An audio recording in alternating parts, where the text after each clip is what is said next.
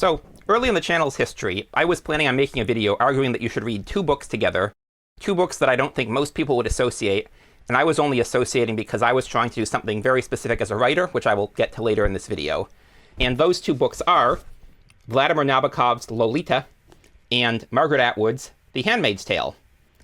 And then stuff happened, direction of the channel kind of changed, my production method changed, and I kind of dropped that idea, until recently I saw a YouTube short by a channel I sometimes watch, who is also sometimes one of my most overlapped channels, Pens and Poison, and she argued that The Handmaid's Tale is the most overrated novel of all time, based on her problems with its writing.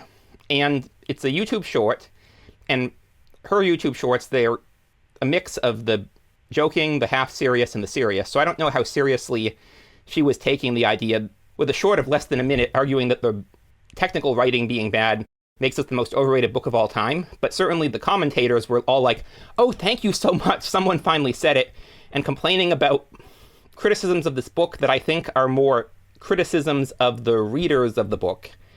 And so I wanted to finally make this video and talk about why I read these two books together, why I think they are both good books, good at what they are, and particularly why I think people misunderstand The Handmaid's Tale, both fans and critics a lot of the time.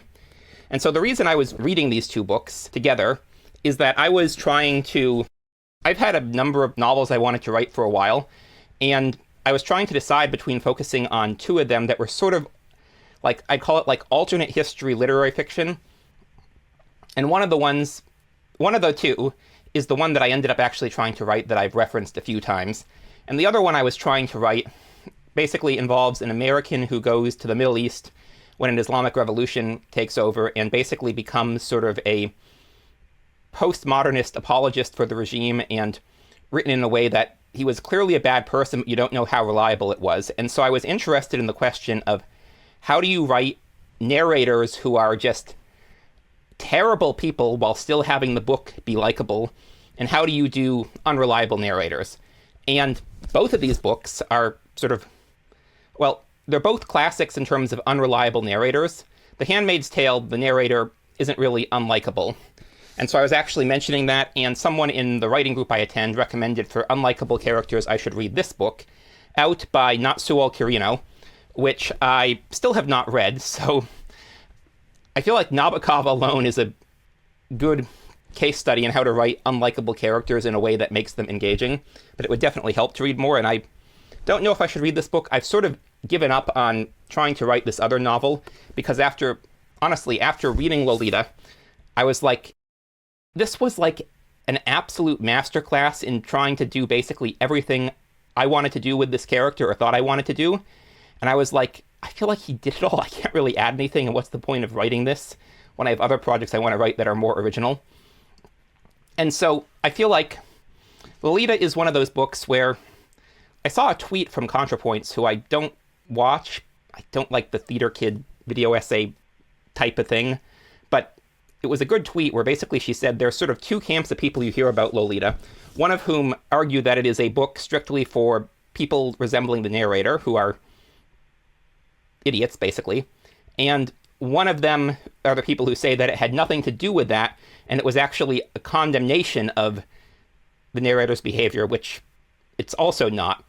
As Natalie Wynn, ContraPoint, said, Nabokov is an aesthete, I think it's how it said.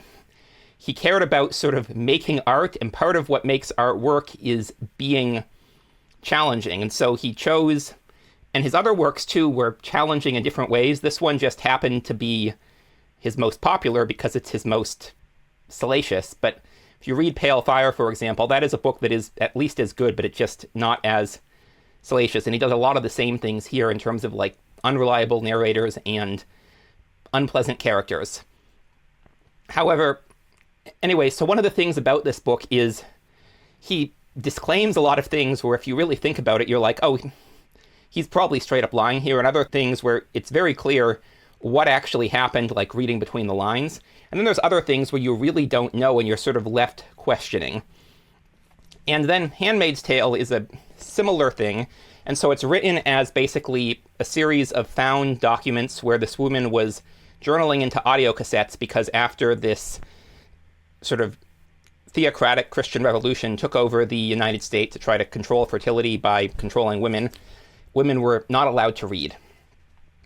And the thing about this book that surprised me, so I had actually, this is a book that I had been meaning to read since high school. And so I got really into dystopian fiction in high school. I read 1984, Brave New World, and We. And this was, I'm realizing, like, most people don't really know We. Like, I thought of those as the big three dystopian novels, but really the big three dystopian novels are 1984, Brave New World, and Handmaid's Tale, although you're seeing other contenders, like a lot of people are trying. I still have not read Parable of the Sower either. But anyways, so this is, Margaret Atwood called herself a writer of speculative fiction rather than science fiction. I would still call it science fiction, even though it wasn't about science, because it was set in the future at the time she was writing, and it was very much sort of social science fiction themes. And for me, speculative fiction includes science fiction, fantasy, horror, and alternate history, which is sometimes grouped in science fiction, but I see as sort of its own thing. And by this point, it kind of reads more like alternate history because it's set in a time that is in our past now. However, anyways, so reportedly the point of this story is that Atwood was bothered by what had happened with the Islamic Republic of Iran after the Iranian Revolution, and sort of wanted to make what was going on in Iran clear to Western audiences. And one thing I remember hearing about it before I read it was that she indicated in this book that I don't know if I'm allowed to, most people balderize this word.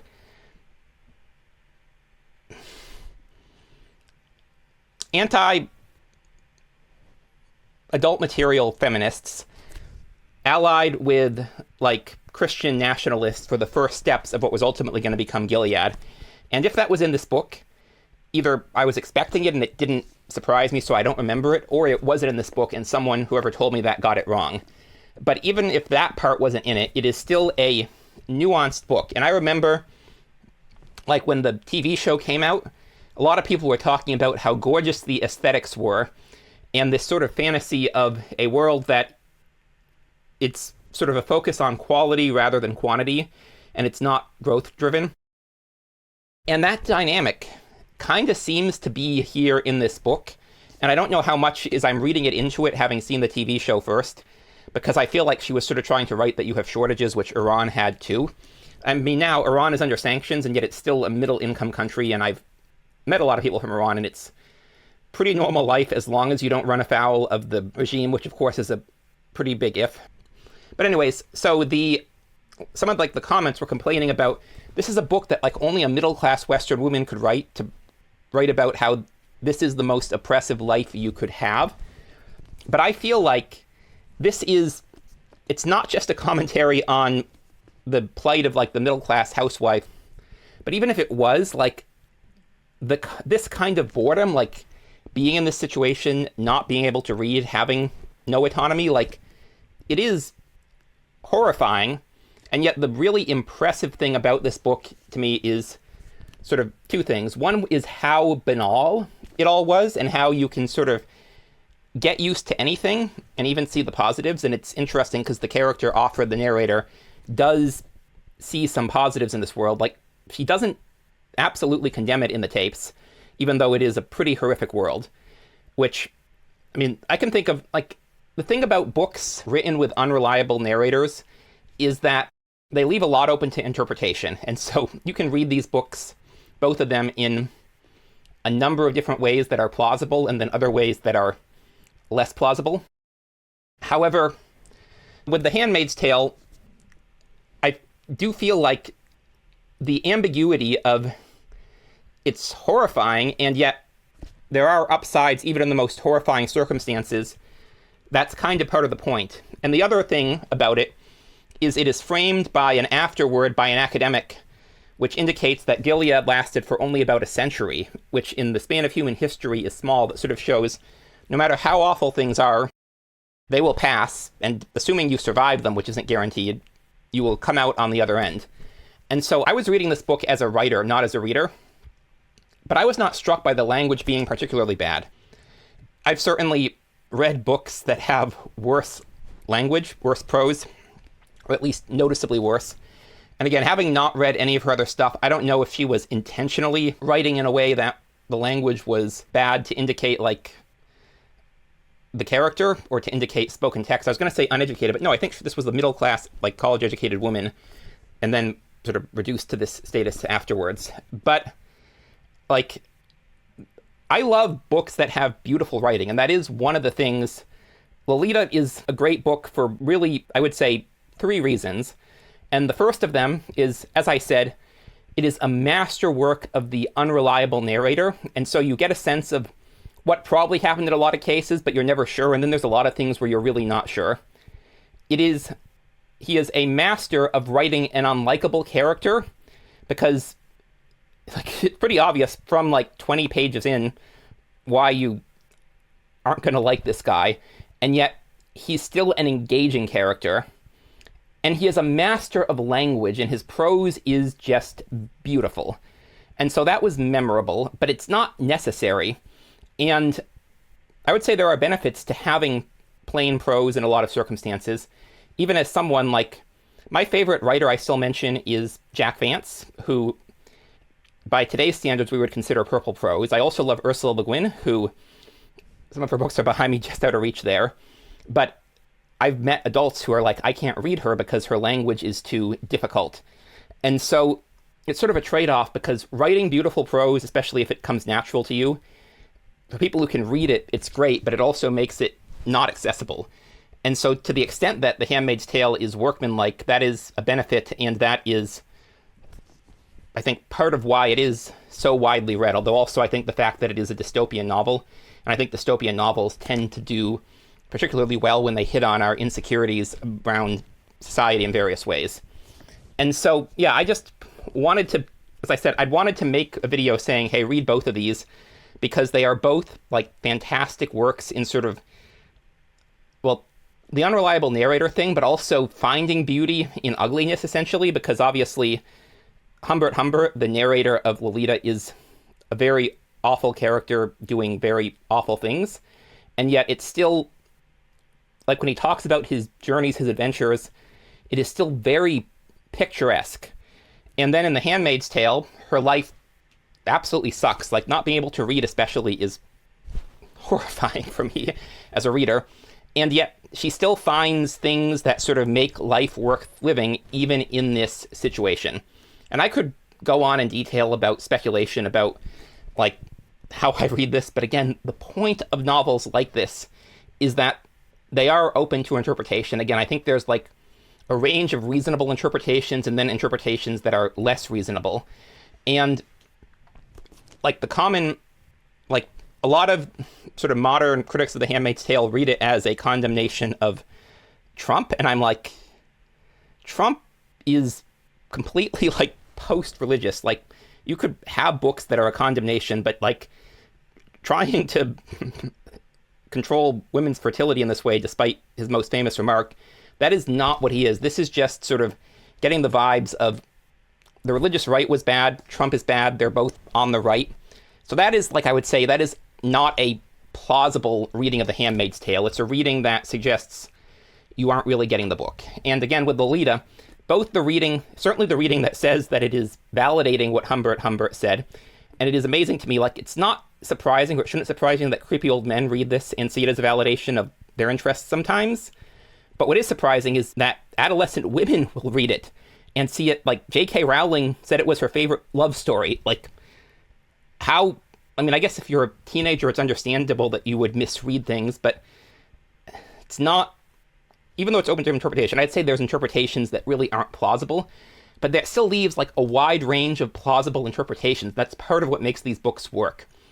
And I think I'm probably going to make another video on, because I'm noticing like I overlap now and then with a lot of booktube channels that I would say sort of their big thing is being anti-woke, and I am no longer, I don't believe in a lot of the things people would call woke, but I'm not anti-woke either, and so I sort of want to address that. But one thing I want to say now is that I think avoiding books like this because you read them as woke, which again, this was not, to be clear, what Liza, I believe her name is, of Pens and Poison was doing. She was just criticizing the technical, like the prose writing in a short where, again, her shorts are a mixture of humorous, half humorous, and serious. So I don't know what she intended, just that her audience took it as serious.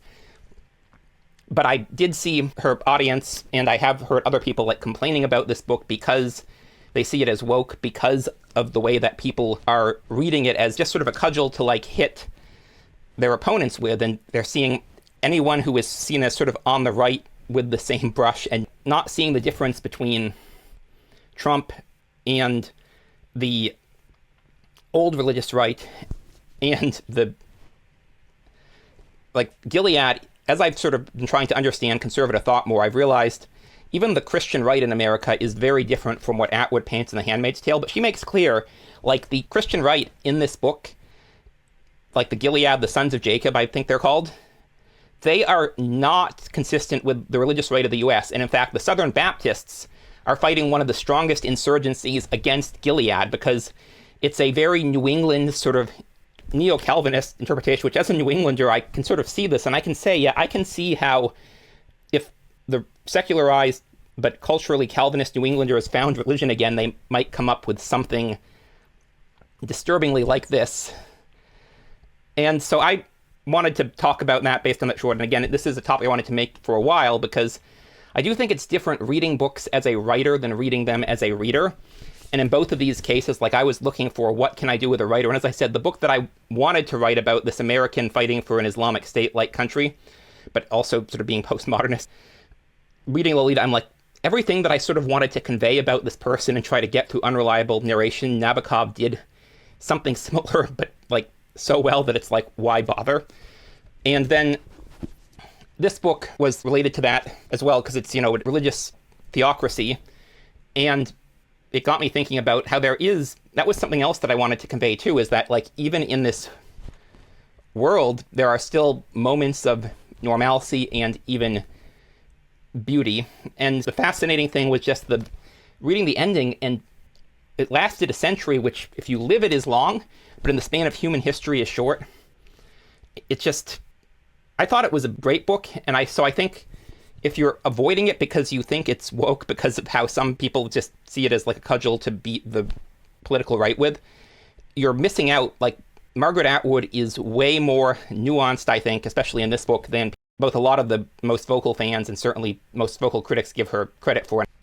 And again, Pens and Poison, she was not doing any of these complaints. She has criticized like woke tendencies in some of her videos, but not in the heavy-handed way that a lot of the comments in this video and other places I have seen have done.